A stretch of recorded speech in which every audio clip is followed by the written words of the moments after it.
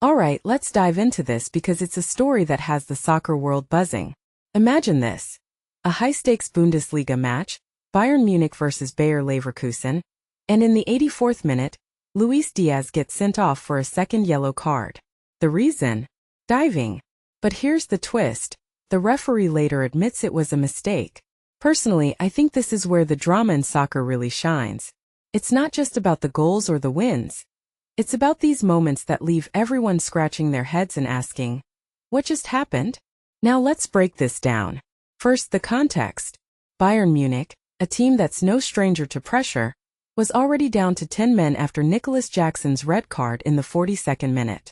Jackson's tackle was, let's be honest, a bit reckless. But Díaz's situation? That's where things get murky. Vincent Kompany, Bayern's coach, was rightfully furious. He pointed out that Díaz stood up immediately after the contact, showing no signs of exaggeration. In my opinion, this is where refereeing becomes an art as much as a science. How do you differentiate between a genuine foul and a dive in real time?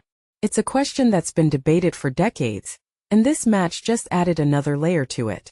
What makes this really interesting is the referee's admission of error. Christian Dingert, the referee, later said it wasn't the right call.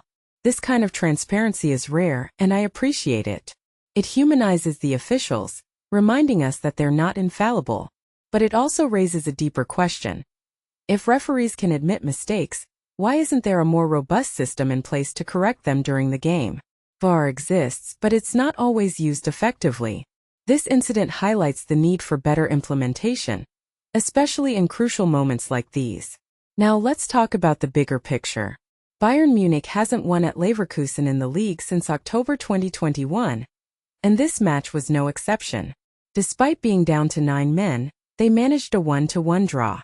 From my perspective, this speaks volumes about their resilience. Kane, returning from injury, couldn't save the day with his disallowed goal, but the team's mental fortitude was on full display. Kompany's pride in his players is understandable. They fought tooth and nail. But it also makes you wonder, how much did the refereeing decisions influence the outcome? Would Bayern have held on if they had a full squad? One thing that immediately stands out is the impact of individual players. Díaz's equalizer was crucial, and his absence in the final minutes could have been a turning point. Leverkusen pushed hard, with Jonas Hofmann's goal being ruled out in stoppage time.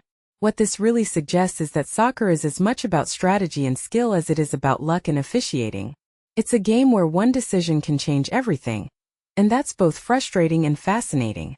If you take a step back and think about it, this match is a microcosm of the sport's complexities. You have star players, tactical battles, and controversial decisions all rolled into one. What many people don't realize is how these moments shape the narrative of a season. Bayern heads back to Leverkusen next month for a German Cup semifinal, and you can bet this match will be in the back of everyone's minds. Will the referees be under extra scrutiny? Will the players feel the weight of history? These are the questions that make soccer more than just a game. A detail I find fascinating is the goalkeeping situation.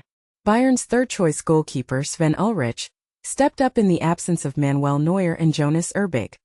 His save against Patrick Schick was a game-changer, and his post-match comments about team harmony were refreshing.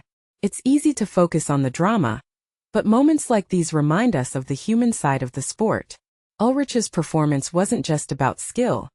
It was about confidence and trust, something that's often overlooked in the heat of the moment. In my opinion, this match will be remembered not just for the result, but for the conversations it sparked. Should referees be more accountable? How can we improve in-game decision-making? And most importantly, how do we ensure that moments like Díaz's red card don't overshadow the beauty of the game? These are questions worth exploring, and I'm excited to see how the soccer world responds. What do you think?